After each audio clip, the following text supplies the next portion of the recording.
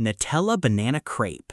The crepe originated in Brittany in 13th century France. Nutella was invented in 1964 in Italy.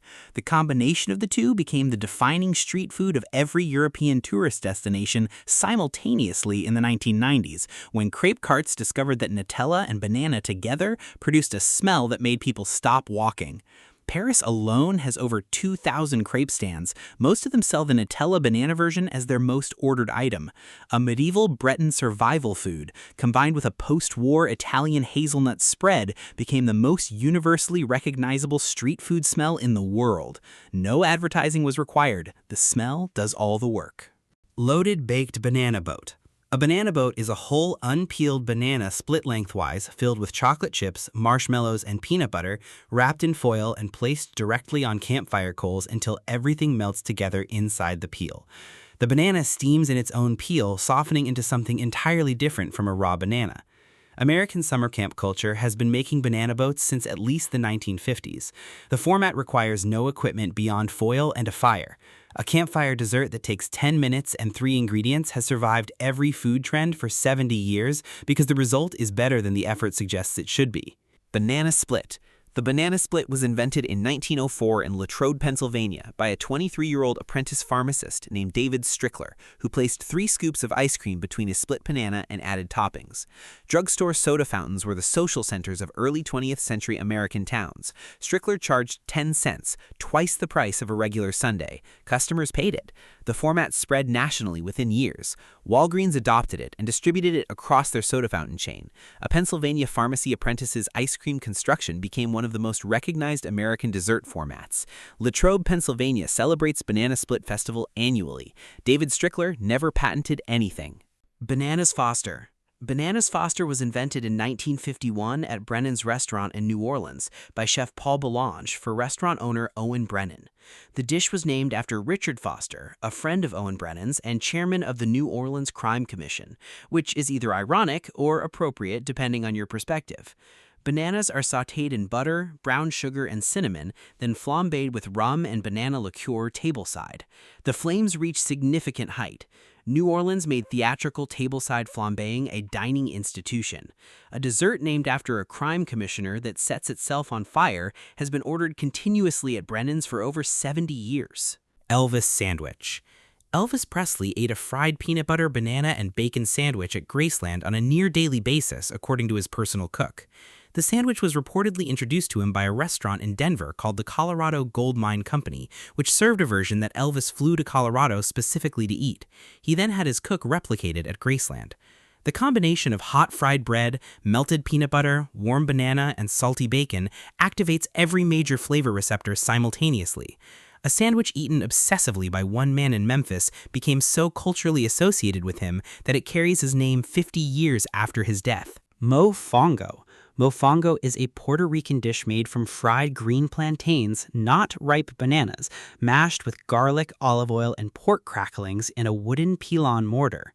The distinction between green plantain and ripe banana is fundamental in Caribbean cooking. Green plantains are starchy and savory. Ripe bananas are sweet.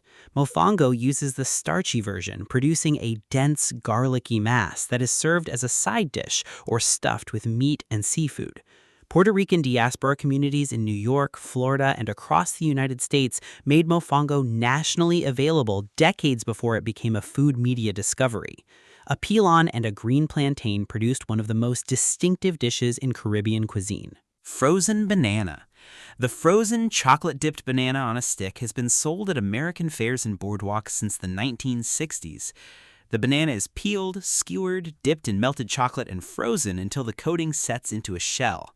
The television show Arrested Development featured a fictional frozen banana stand prominently and generated a revival of interest in the format when it premiered in 2003. Balboa Island in Newport Beach, California has been selling frozen bananas since 1945 and considers itself the original source. A frozen fruit on a stick sold at coastal California since 1945 became a television cultural reference 50 years later without changing anything about the product. Turon. Turon is a Filipino street food made from sliced saba banana and jackfruit wrapped in a spring roll wrapper with brown sugar, then deep fried until the wrapper crisps and the sugar caramelizes into a lacquered shell. Saba bananas are a cooking variety distinct from the sweet bananas sold in Western supermarkets, starchier and firmer, and specifically suited for frying. Filipino communities in the United States, particularly in California and Hawaii, maintain Turon as a constant presence at community gatherings and food markets. A Filipino street snack that requires a specific banana variety unavailable in most Western supermarkets remains one of the most sought-after Filipino foods among diaspora communities globally. Banana bread? Banana bread was not invented as a recipe. It was invented as a solution to overripe bananas. The first banana bread recipes appeared in American cookbooks in the 1930s, when baking powder and baking soda became widely available to home cooks, and overripe bananas needed a use. During World War II rationing, banana bread used minimal sugar and butter, while the overripe fruit provided sweetness and moisture. The recipe printed in the Betty Crocker cookbook in 1950 became the most replicated banana bread recipe in American cooking history. Banana bread baking surged globally during the 2020 pandemic lockdowns, when everyone had overripe bananas and nowhere to go. The oldest solution to a kitchen problem became the defining bake of a global crisis. Banana beignets. Banana beignets are a New Orleans adaptation of the standard Café du Monde beignet that incorporates mashed ripe banana into the dough before frying. The banana adds natural sugar that accelerates browning, a moisture content that affects the crumb, and a flavor that sits underneath the powdered sugar without competing with it. New Orleans street food vendors developed the banana version as a variation on the classic in the mid-20th century, when Louisiana banana imports made the fruit abundant and cheap.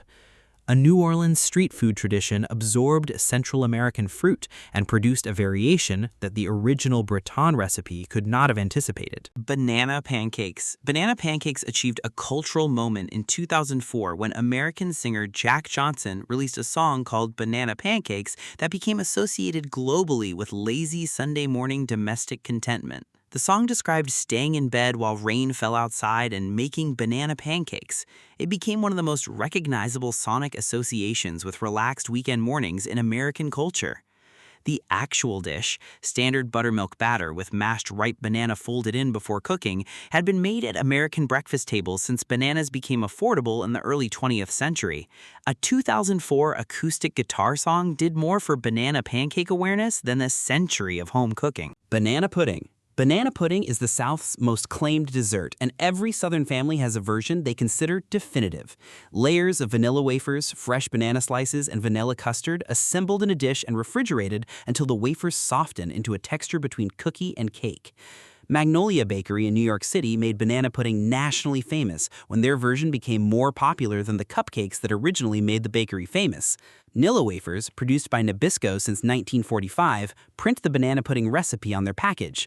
A Nabisco recipe on a wafer box and a West Village bakery built national demand for a dessert that the South had been making quietly for generations.